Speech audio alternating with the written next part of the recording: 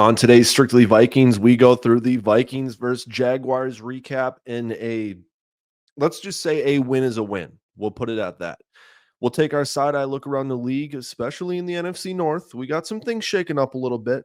We're going to take our Facebook scroll of the week. We're going to preview the Titans games, an absolutely loaded episode for you guys.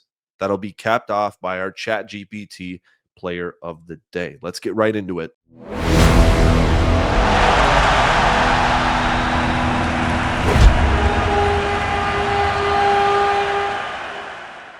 Today is Wednesday, November 13th, and the Minnesota Vikings have cashed their preseason win total by week 10.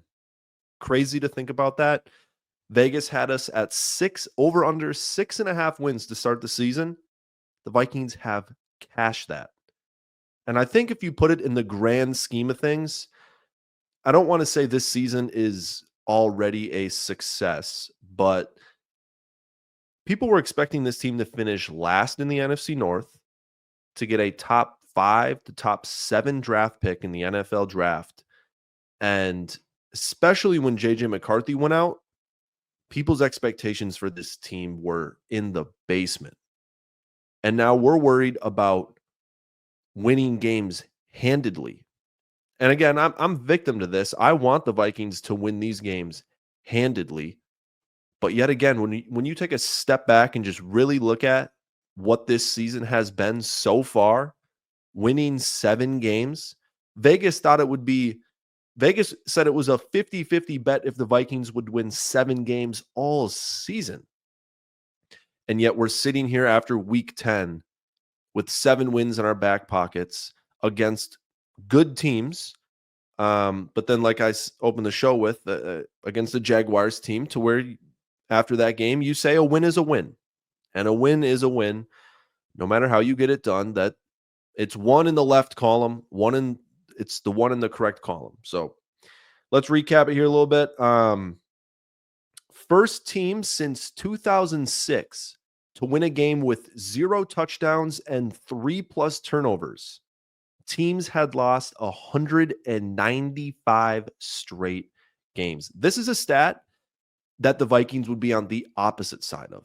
The Vikings would force 3 turnovers, hold their opponents to 0 touchdowns, and lose this game.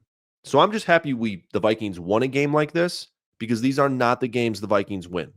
We're on the opposite side of these in previous seasons and throughout the Vikings franchise history. These are the games we lose. Let's start with the offense, as we always do. Cam Robinson playing against his old team. I really don't know if people liked Cam Robinson, like if the Jaguars players liked him, because on that interception, he smoked that dude out of bounds. Darnell Savage, maybe it was, smoked him out of the bounds. And the Jags just surrounded him. Like the players were and as they should come to the defense of his teammates and really, step up for a guy who just got rocked into the sideline. But at the same time, he did not look like he was loved there. I mean, Cam Robinson's fine with me. I don't know what he's like in the locker room, but he's been playing pretty good. 402 total yards from this offense, but yet 0 touchdowns. I have no idea how that happens. I mean, I know how it happens. Red zone turnovers and just a couple play calls that shouldn't have been called. But again, I'm not blaming KOC. We're going to get a little bit later in the show, people blaming KOC in the Facebook scroll of the week. And let me tell you, that's not going to sit well with me, because I don't like that. I don't like that people are blaming KOC. The Vikings were inside the Jacksonville 30-yard line 7 times. 0 touchdowns. It's a problem. Sam Darnold throws 3 picks. Actually, he threw 2 picks. That one was a drop, and I am not sure how the refs missed that. I don't know how you go to replay, see that ball hit the ground, see that ball go through his arms, hit the turf, hit the grass, and you're all right. Nah, pick. Call in the field stands. Mac Jones, he needs some help, and they needed all the help they can get, and they got it, and they still couldn't win. So I don't know how you review that, and it's not an incomplete pass. It's amazing to me the calls that the Vikings have been getting scammed with all season. It is actually unbelievable what these refs are getting away with.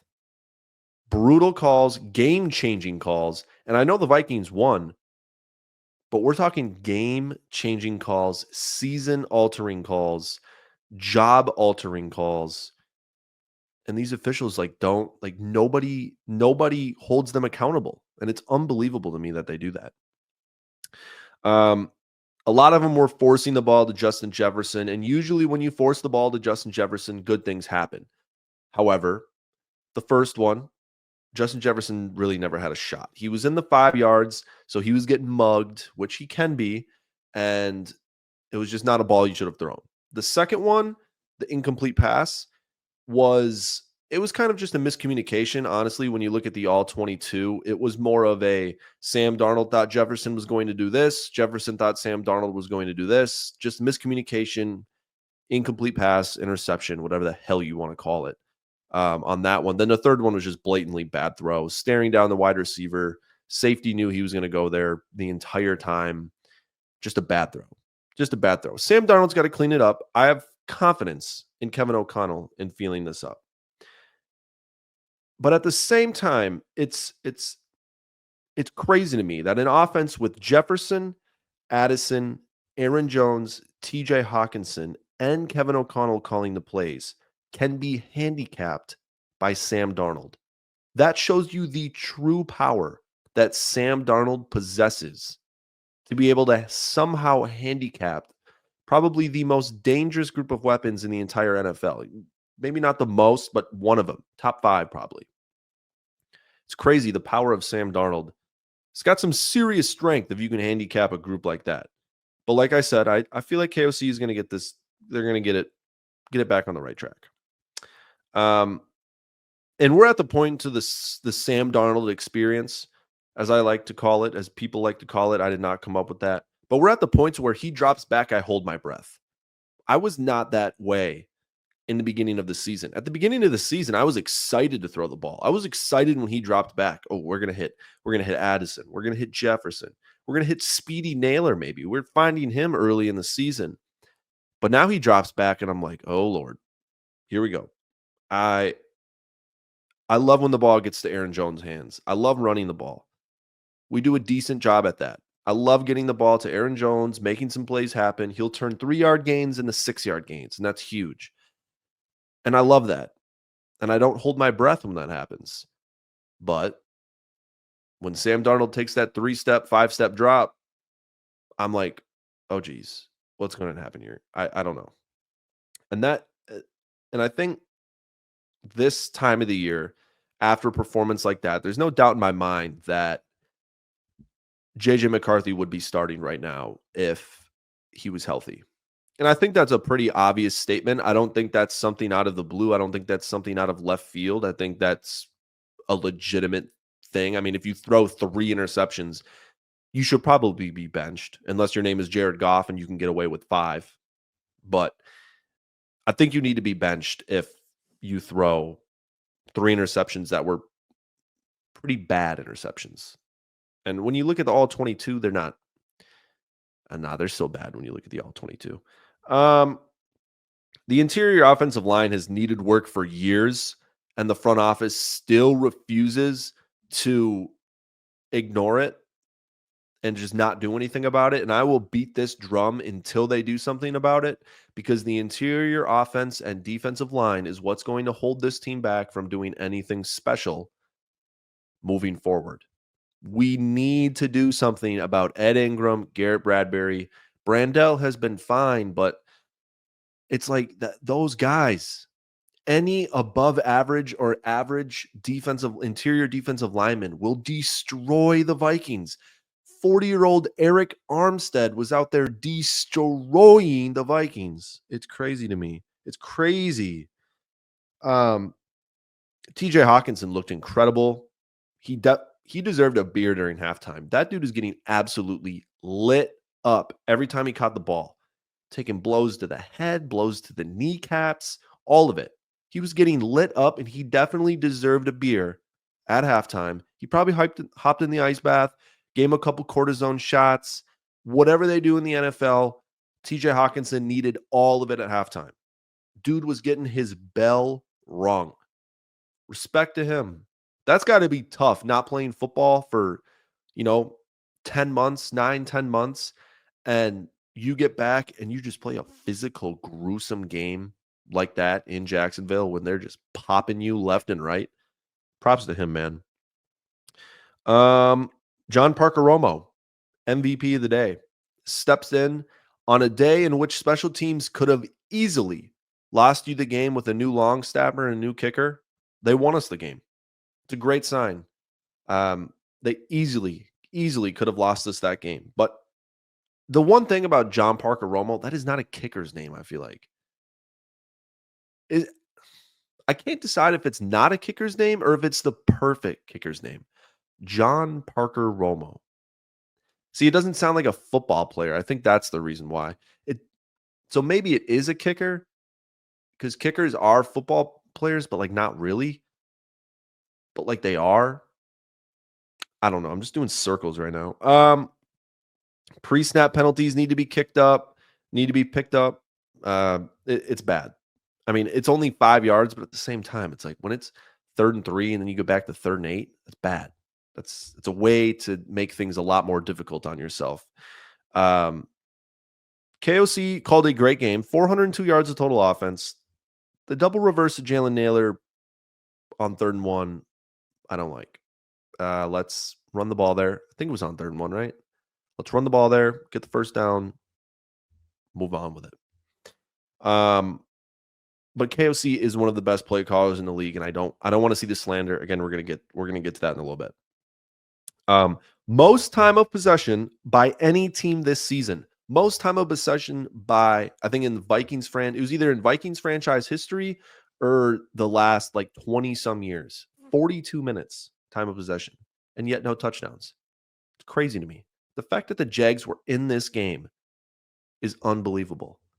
And Doug Peterson would have lost his job if Trevor Lawrence was playing today. I almost guarantee it. If you lose a game like that and you only have that much time of possession and you're creating turnovers left and right and you lose a game like that and you're calling, is he still calling the plays? I think he gave that up. Another sign that you're on the way out. Offense, let's sum it up here. Need to fix the red zone issues, which I think KOC can. He'll get creative. He'll get back to running the ball inside the red zone. Sam Darnold needs to step it the hell up, get in the film room, figure out what's wrong, get into a dynamic duo with Justin Jefferson here. We need the red zone is the red zone is the issue. I believe in KOC though. Let's go to the defense. Defense, I don't really have that much to say. Defense played absolutely lights out. They led up one touchdown drive in which Blake Cashman went out on the second drive of the game for them, and they scored.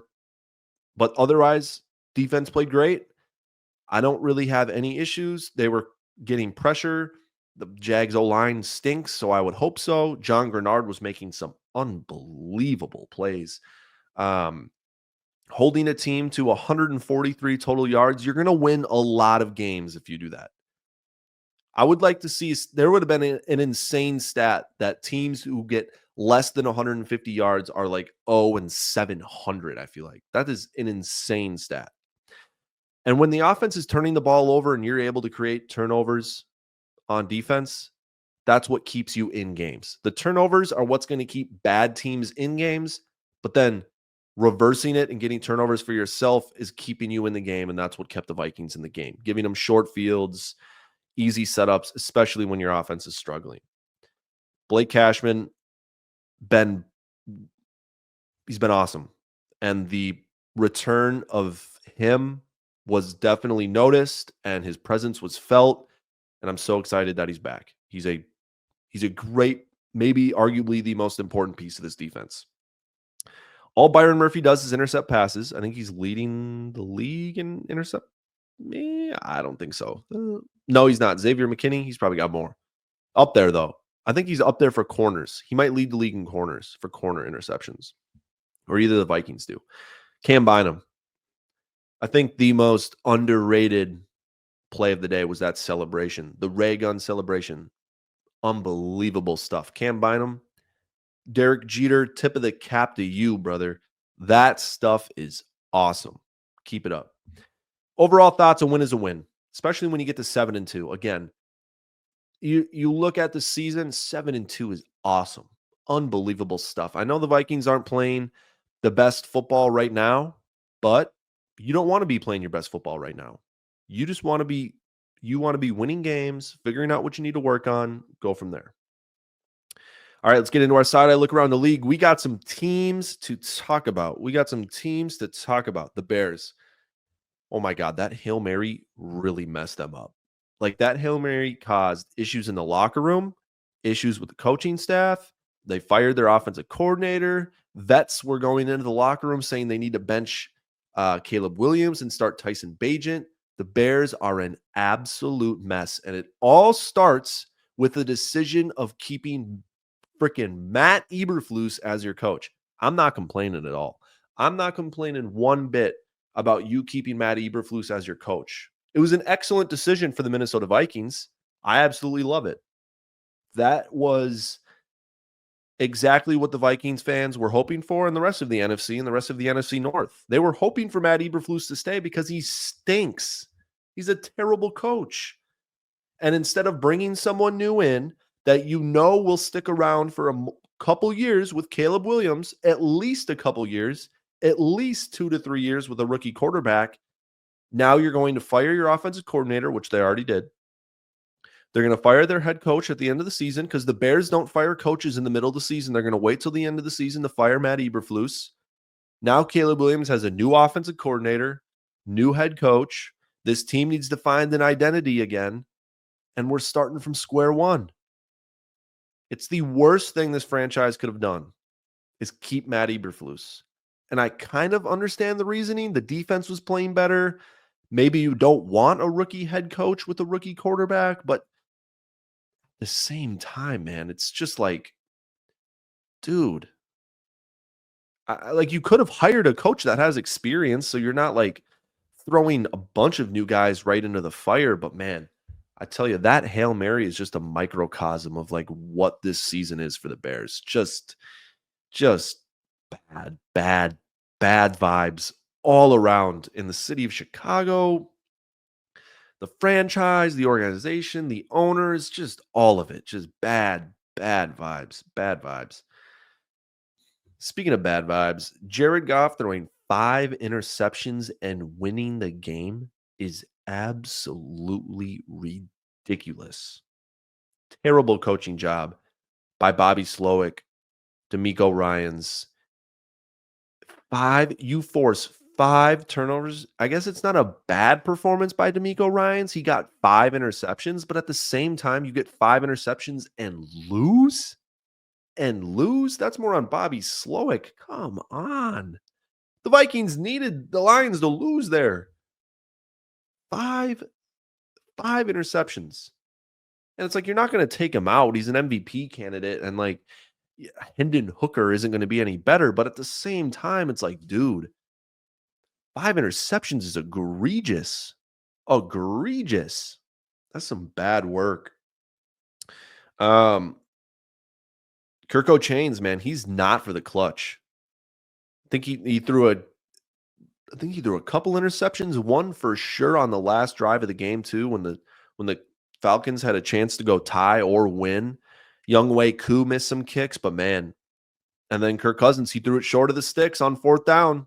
I saw a tweet and it said, why would Kirk Cousins ever throw it short of the sticks on 4th down? And I was like, boy, oh boy. Man, you don't even want to get Vikings fans started on all that.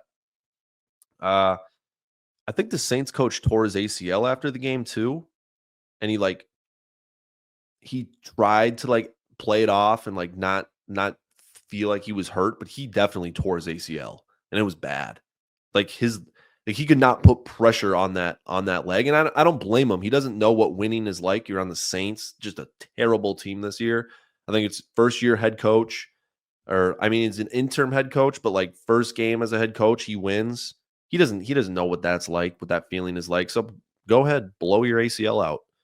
I would have to look. I don't know if there's a report on that or not. I should probably look, but it looked like he blew his ACL out. The Cardinals, they beat the Jets, so that's point A. The Jets stink. But man, that I've been saying it for a couple of weeks now. That Cardinals Vikings game is going to be a toughie. It's going to be a tough game. I think you play the Falcons right after too. Two very tough games.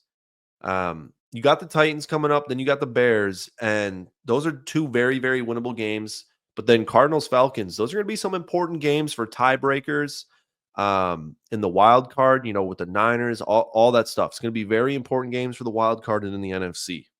So it's going to be tough. I want to go 2-0. 1-1 would be awesome. You need to beat Kirk, though. You need to beat Kirk. You cannot let Kirk walk into US Bank Stadium and beat you. That'd be bad. That'd be bad.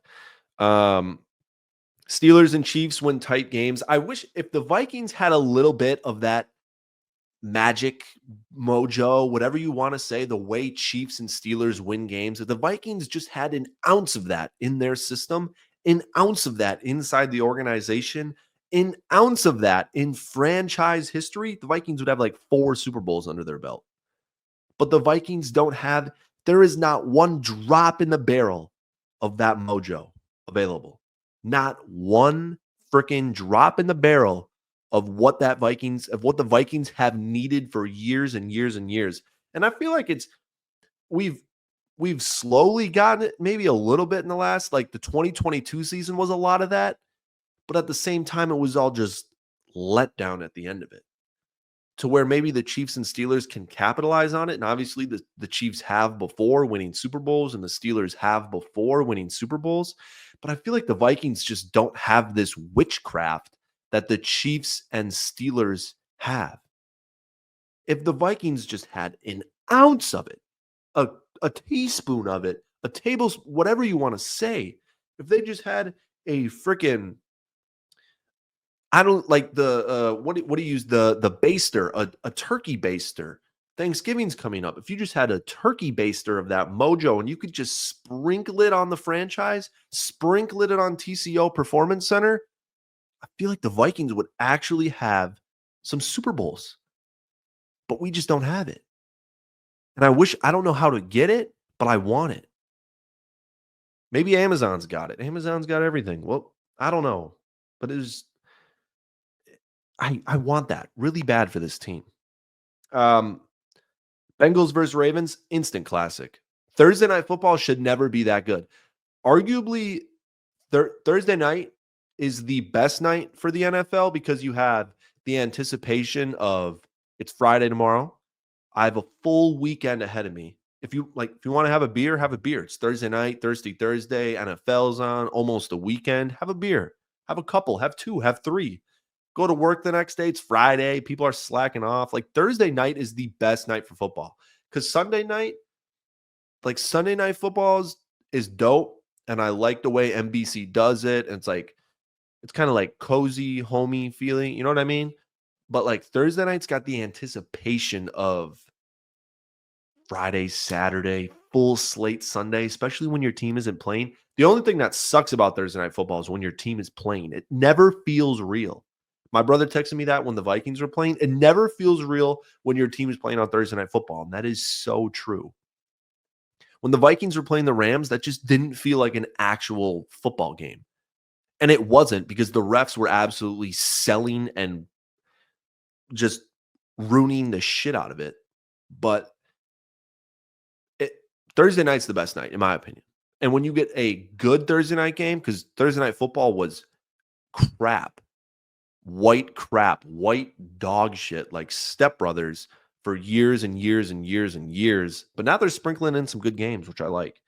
And that was an instant classic. Jamar Chase. I mean, it's Jamar Chase and Justin Jefferson at the top of the wide receiver rankings right now in the NFL, whatever you want to say. But it's them two and a far drop off below that, I feel like. Yeah, so I mean that concludes our side eye look around the league. Things are shaking up in the NFC. Things are becoming a little more clear, and the Bears are ass. That's about all I gotta say. Let's get into the Facebook scroll of the week. I got a lot. I got a lot of these. We're going to kind of zoom through them a little bit. I don't want to take too much time on them, but man, people were pissed about KOC, and I don't understand it at all. All right, first one. Sam throws 3 picks, and y'all want to bench him. Trade him. Say he's trash. The Lions barely beat the Texans, who we crushed, and Goff throws 5 picks, and he's still an MVP candidate. People have bad days. Y'all need to chill. Give the guy a break. I mean, it's true, but it's just Jared Goff has just been playing extremely better than Sam Darnold all season, to where it feels like Sam Darnold leading up to this point, it's like people could kind of see it unraveling. Like he hasn't been playing nearly as good as he was at the beginning of the season, to where Jared Goff has been unbelievable the last month. MVP candidate for sure. But yeah, 5 interceptions is bad. Don't get me wrong. It's terrible. 5 interceptions is terrible. Someone said Darnold is getting worse and worse. Who agrees Nick Mullins should come in on the next interception? I mean, first of all, if we're trying to get away from interceptions, I don't know if Nick Mullins is the way to go. Because Nick Mullins is like the king of interceptions. If you give the ball to Nick Mullins in the third quarter of a game like that, he could easily throw 3 interceptions to the end of the game. So I don't think putting in Nick Mullins is the right solution to solve your interception problems. Someone said we got to get better before the Super Bowl if we want to beat the Chiefs. That's facts. I'm not even gonna say that. We do, but like I said, we don't want to be playing our best football right now anyway. We want to save that. We want to be peaking week 17, week 18, heading into the playoffs with all this mojo, momentum, all of it. And then we'll handle the Chiefs in the Super Bowl. Brian Flores is going to craft, get out that crafting table and craft a magical game plan against this Chiefs offense. I like where this dude's head's at, though. We got to get better before the Super Bowl if we want to beat the Chiefs. Facts. That is freaking facts. Facts. And the first comment was, you mean the Ravens, right? I like where that dude's head's at, too. That's facts. That is facts. Someone said KOC is not an offensive genius. Thanks to Brian Flores' defense, he was bailed out again. See, this is baffling to me. Baffling to me. Sam Darnold is our quarterback.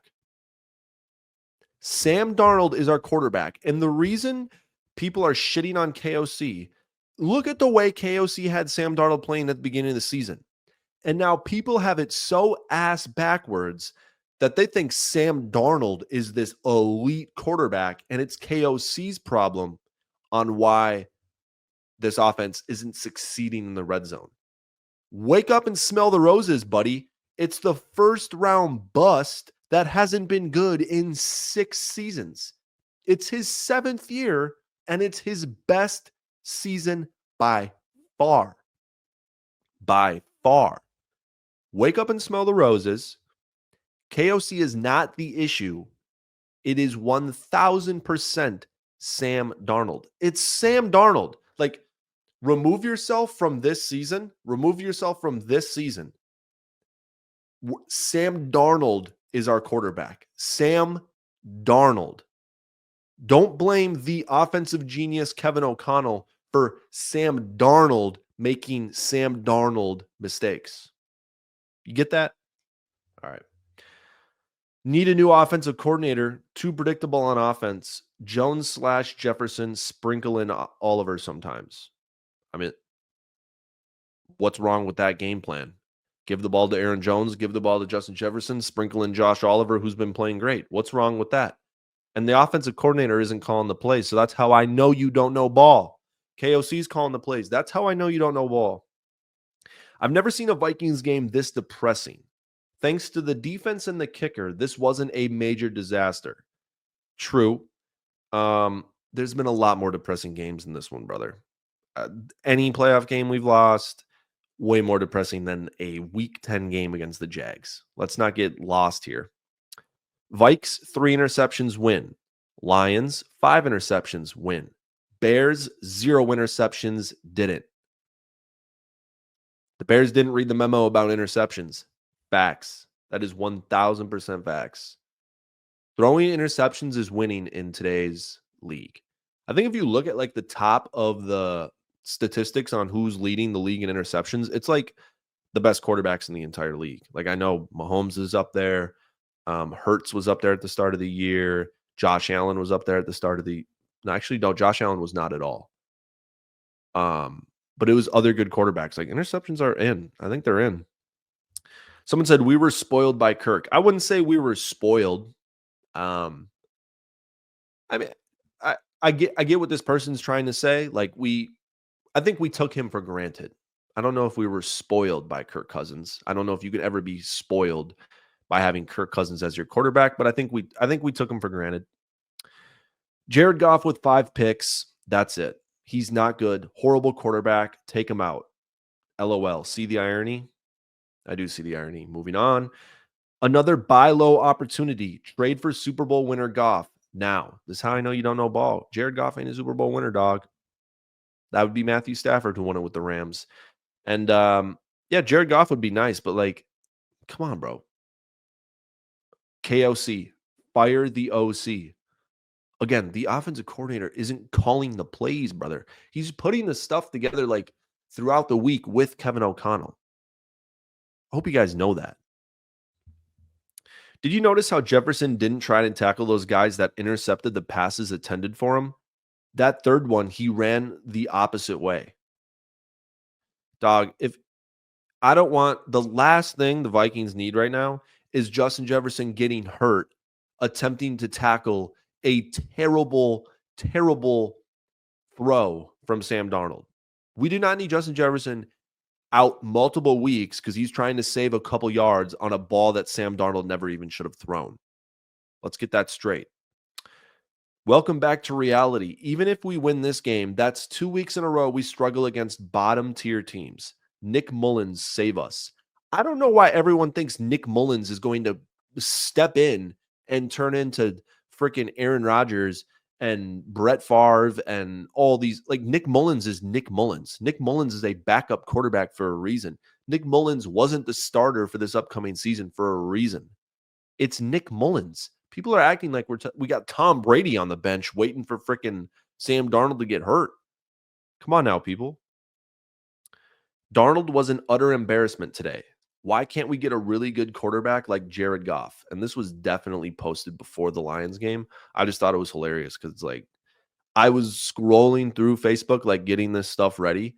And I saw this, like, why can't we get a really good quarterback like Jared Goff? And then bro was lacing them interceptions. Like it was nothing. Like it was a hobby of his. I don't know who is regressing more, Darnold or O'Connell again. Oh my God. Oh my God. This is unbelievable stuff, bro. Regressing. Is Sam Darnold regressing? No, brother. He's going back to who Sam Darnold is. The Sam Darnold at the beginning of the season isn't Sam Darnold. That's KOC scheming it up for Sam Darnold to be freaking successful. And now the film is out and people know what Sam Darnold does and doesn't like, and they're scheming around it. It is unbelievable to me that who's regressing more, KOC or Sam Darnold? What an oblivious question. Oh my God. Oblivious question. Oblivious question. Where are we at here? Is Tannehill still sitting at home? Oh my God. Ryan Tannehill. Let's go sign Ryan Tannehill to fix all our issues. Ryan Tannehill's going to get it done. Facts. He's going to bring us to the bowl. Ryan Tannehill. We're not that desperate. We're not that desperate. Oh my God. You realize, people, there's a reason these guys aren't on NFL teams. Do we realize that? Okay. How's that crow taste? A few of us saw this unfolding weeks ago and had to listen to y'all call us fake fans and bandwagoners. Dude, first of all, there's no bandwagon Vikings fans. That doesn't exist. That's not a thing. So I don't want to hear that ever. Brian Flores for head coach. We can't lose him. Dude, this is unbelievable. The KOC slander is actually unbelievable. Brian Flores was a head coach, got fired as a head coach. We have a fantastic head coach. We have a fantastic defensive coordinator in Brian Flores. Our coaching staff is 1,000,000% not the issue. Unbelievable stuff. And that's the last one. What a segment. What an absolute segment that was. Pure cinema. Like that meme. Pure cinema right there. Facebook scroll of the week. It does it every week, especially after games like that, to where the Vikings win and people are bitching because we didn't. Again, and I was bitching too, but cinema. Cinema. That's all I got to say. Checking with my punishments here. Shahid Khan mustache, not happening. Don't know if it was going to be able to happen. It would have taken a long time. That dude's got a thick mustache. It's a nice mustache, don't get me wrong, but it's thick. Next up is listening to an entire Zach Bryan album. If I have to do it, it'd do numbers on TikTok and Instagram because that dude's blowing up right now. Absolute scumbag. It makes me not even want to listen to him even more. And again, I like country music. I like all kinds of music. Something about that Zach Bryan stuff, man. I don't know what it is.